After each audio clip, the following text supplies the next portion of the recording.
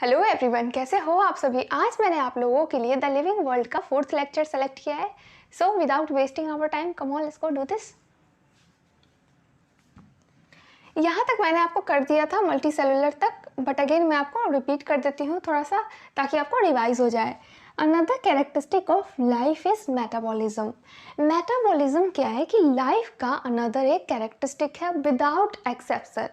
इसमें कोई एक्सेप्शन नहीं है। लाइक जैसे मैंने आपको ग्रोथ के बारे में बताया था, रिप्रोडक्शन के बारे में बताया था कि ग्रोथ में क्या होता है कि जब पहाड़ भी है या वो बालू का ढेर भी है, तो मटेरियल जब उस पर एक्यूमुलेट हो जाते हैं तो क्या होता है कि उसका भी मास इंक्रीज हो जाता है। मास इंक्रीज होने की वजह से हम लोग ये कहते हैं कि ये नॉन लिविंग है, बट स्टिल इसका मास इंक्रीज हो गया, तो ये डिफाइनिंग कैरेक्टरिस्टिक हम इसको नहीं ले सकते हैं। ओके, एंड रिप्रोडक्शन में क्या है कि जो लिविंग है अगर वो रिप्रोड्यूस नहीं कर पा रहा है तो ऐसा तो नहीं है कि वो मरा हुआ है, अलाइव नहीं है, वो भी तो लिविंग है। इसलिए हम लोग रिप्रोडक्शन को भी ऑल इंक्लूसिव क्राइटेरिया नहीं लेते हैं। एंड यहाँ पे आपको थर्ड में दिया है मेटाबॉलिज्म के बारे में। तो मेटाबॉलिज्म जो है वो टोटली डिफाइनिंग कैरेक्टरिस्टिक है विदाउट एनी एक्सेप्शन। इसमें कोई एक्सेप्शन नहीं है कि ये लिविंग का क्राइटेरिया नहीं है, ये डिफाइनिंग फीचर है टोटली लिविंग का, मेटाबॉलिज्म जो है आपका। ओके, तो चलिए इसे करते हैं, इसके बारे में देखते हैं क्या दिया है नहीं है। All living organisms are made up of chemicals. जितने भी लिविंग ऑर्गेनिजम्स हैं, जितने भी लिविंग ऑर्गेनिजम्स हैं, वो सारे के सारे केमिकल्स से बने हुए होते हैं।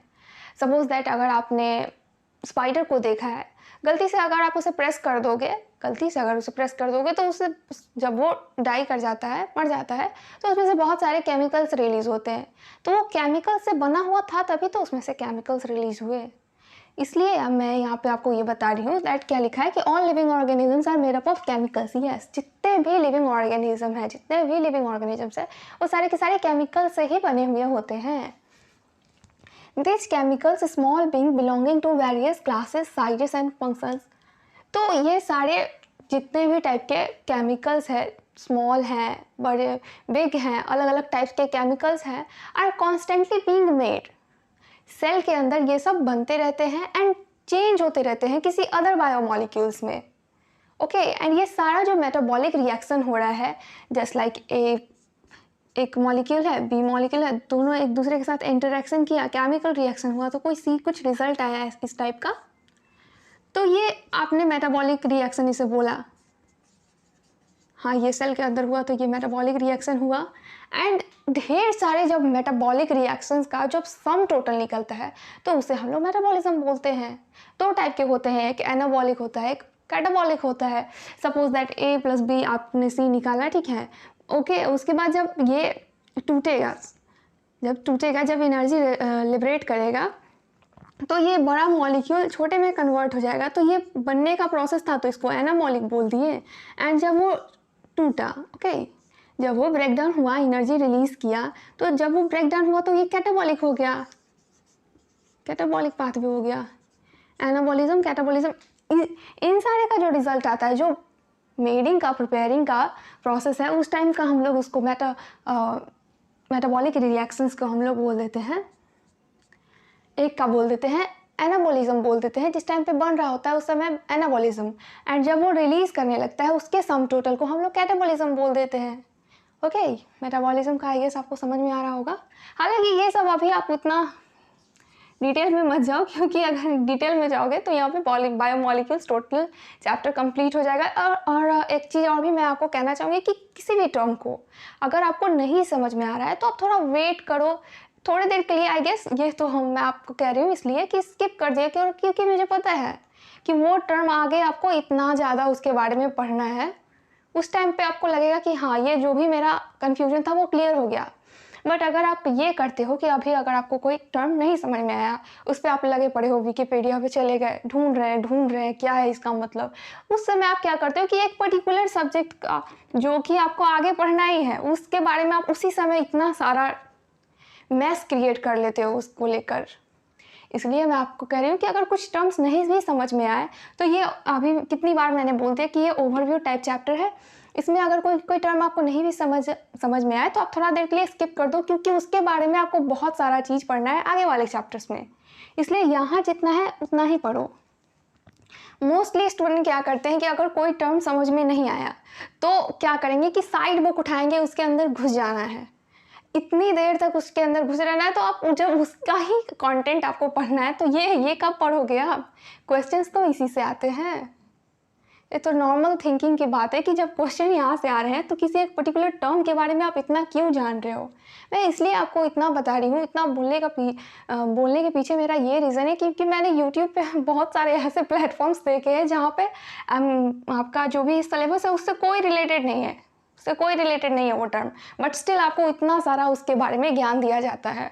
वो आपको ऐसे वैसे प्लेटफॉर्म्स आपको भटका रहे हैं, जो आपका मेन गोल है, जो मेन फोकस है, उससे आपको दूर कर रहे हैं। इसलिए मैं आपको इतना बोल रही हूँ कि अगर कोई भी टर्म आपको नहीं समझ में आए तो आप वहाँ से निकल के एकदम लग जाओ साइड बुक में, क्या है इसका मतलब ढूंढने। ऐसा नहीं किया करो। क्या पता जो अभी आपको नहीं समझ में आया उसके बारे में आपको चैप्टर 2, चैप्टर 3, चैप्टर 4 ये सारे के चैप्टर्स में आपको पढ़ना ही हो। एंड ऐसा ही है क्योंकि मैंने किया है तो मुझे पता है ना, तो चलिए देखते हैं यहाँ से। दिस कन्वर्सेस आर केमिकल रिएक्शन और मेटाबॉलिक रिएक्शन।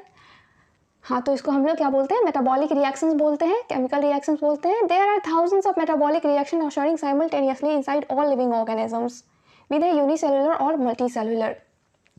तो इस टाइप के थाउजेंड्स ऑफ, हजारों हजार इस टाइप के रिएक्शंस होते रहते हैं लिविंग ऑर्गेनिजम्स के।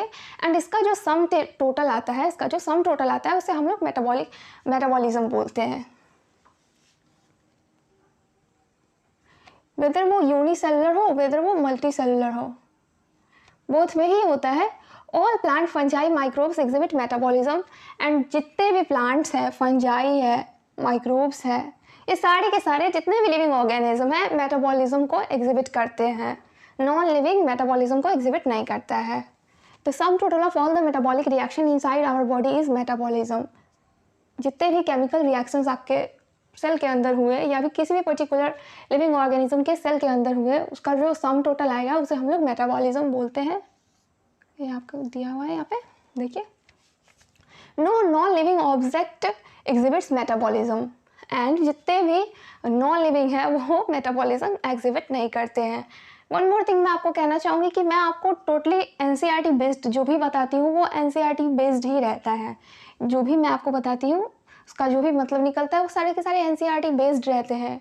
एंड इवन अगर आपको लगता है कि एनसीईआरटी इनफ नहीं है तो आप किसी भी जो आपको लगता है कि नहीं ये एलिजिबल पर्सन है, मैं इससे पूछूंगा तो ये सही आंसर देगा, आप उससे जाके पूछो कि क्या सिलेबस कंप्लीट करने के लिए एनसीईआरटी इनफ है। वो आपको एब्सोल्युटली बोलेगा कि यस एनसीईआरटी से कुछ ज़्यादा मत करो, क्योंकि क्वेश्चंस यहाँ से आते हैं, वो बोर्ड के हों वो नीट के हों। ओके, तो अगर आपको कोई बोलता है कि हाँ आप एनसीईआरटी से अलग कुछ जाके करो तो उससे आप समझ लो कि वो आपका सबसे बड़ा दुश्मन है, वो नहीं चाहता है कि आप अपने गोल पे पहुँचो।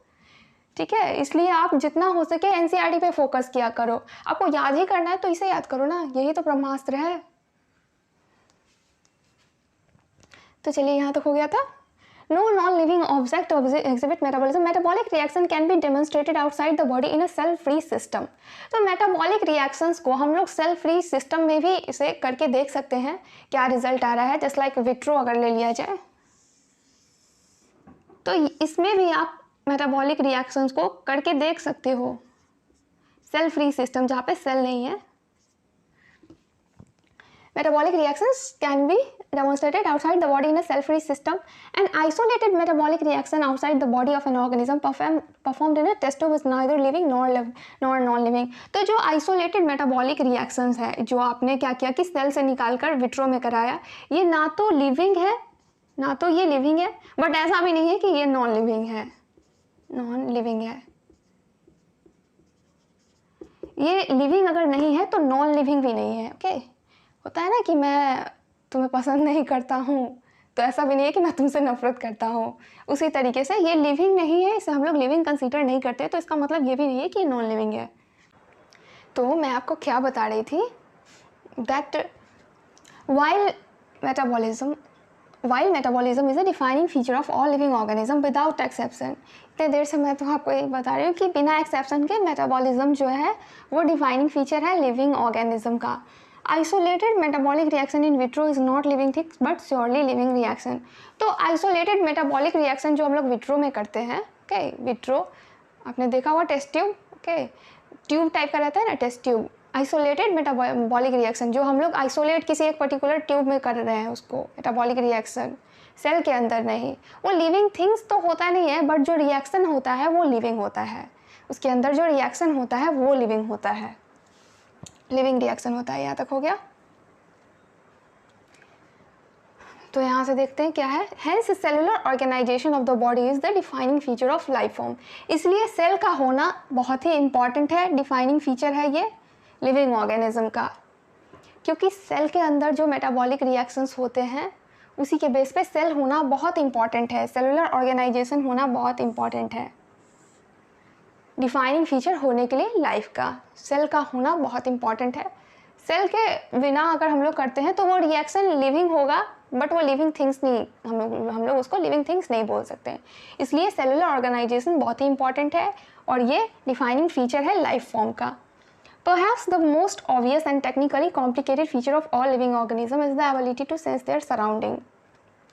तो यहाँ पे आपको दे रहा है कि शायद सबसे कॉम्प्लिकेटेड, सबसे टफ फीचर जो है लिविंग ऑर्गेनिज्म का, कि वो अपने आसपास का जो सराउंडिंग है उसे फील कर पाए, उसे सेंस कर पाए, environment and respond to this environmental stimuli which could be physical, chemical और biological, and उसको फील करके उससे रिस्पॉन्ड कर पाए, वेदर वो फिजिकल हो, बायोलॉजिकल हो और केमिकल हो। अगर आपको नहीं समझ में आया तो मैं एज एग्जांपल आपको बताती हूँ। जस्ट सपोज दैट जब आपको ठंड लगती है तो जो स्किन है आपका, जो सेंस ऑर्गन है, स्किन जो है वो आपका फील कर पाता है ना कि मुझे ठंड लग रही है, तो मुझे क्या करना चाहिए कि जो गर्म कपड़े है उसे पहनना चाहिए। तो यही है आपका, जो है मैं आपको बता रही थी टेक्निकली कॉम्प्लिकेटेड फीचर।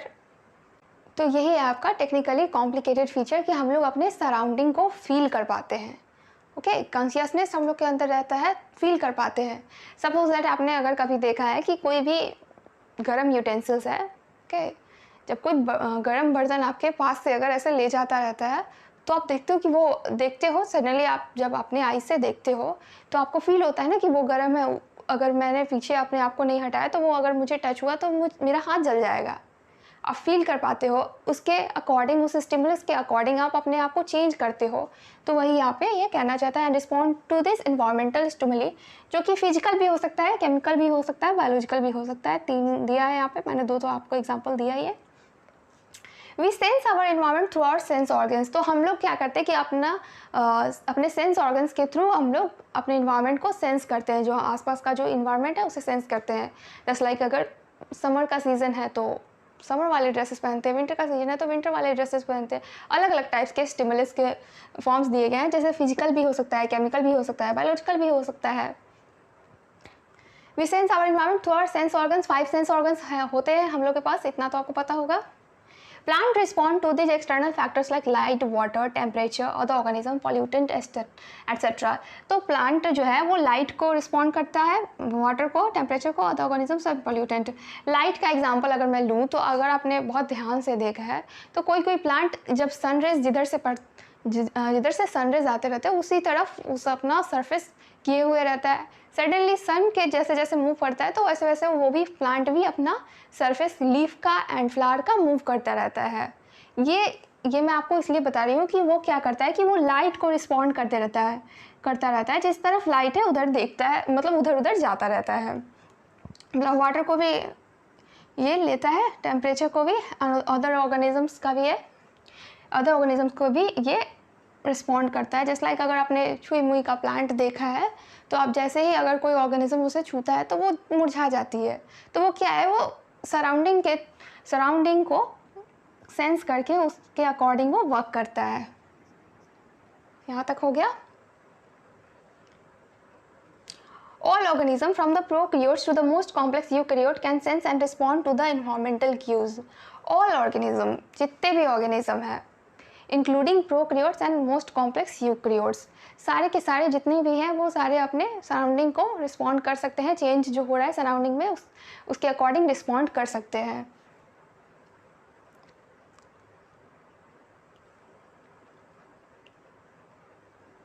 जहाँ तक हो गया prokaryotes and most complex eukaryotes दे रहा है। तो प्रोकैरियोट्स जिसमें वेल डिफाइंड न्यूक्लियस जो है वो कवर्ड नहीं रहता है मेम्ब्रेन की, जेनेटिक मटेरियल जो है वो कवर्ड नहीं रहता है, तो उसे हम लोग प्रोकैरियोट्स बोलते हैं। एंड यूकैरियोट्स में क्या होता है कि जो जेनेटिक मटेरियल है वो कवर्ड रहता है, मेम्ब्रेन बाउंड रहता है। ओके, मेम्ब्रेन बाउंड रहता है, यही है इसका difference. Photo period affects reproduction in seasonal breeders both plant and animals.